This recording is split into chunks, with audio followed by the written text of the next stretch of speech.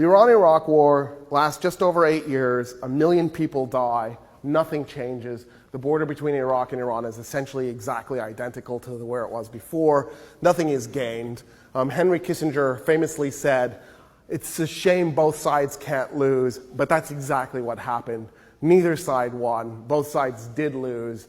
Nothing was gained from the whole thing. In the aftermath of the Iran-Iraq war, Iraq wants to increase its share of OPEC sales and goes to OPEC and says, "Hey, can you let us and Iran, our former enemy, increase our share of OPEC sales so that we can make a little bit more money to get out of the debt we're in?"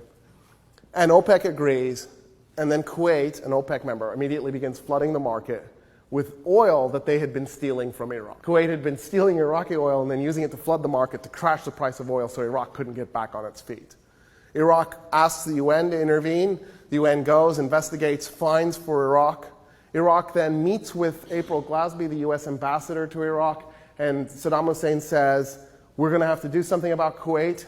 She says, "What happens between Arab states is of no concern to the United States." In other words, ding, green light, because Kuwait's Arab. Next thing you know, Kuwait's invaded by Iraq. The whole conflict took 24 hours, mostly because it took that long for the Kuwaiti military to run away as fast as it could. Almost nobody dies in the 24 hours. There's no looting, there's no pillaging, there's no plundering. It's a very nice, clean annexation of Kuwait.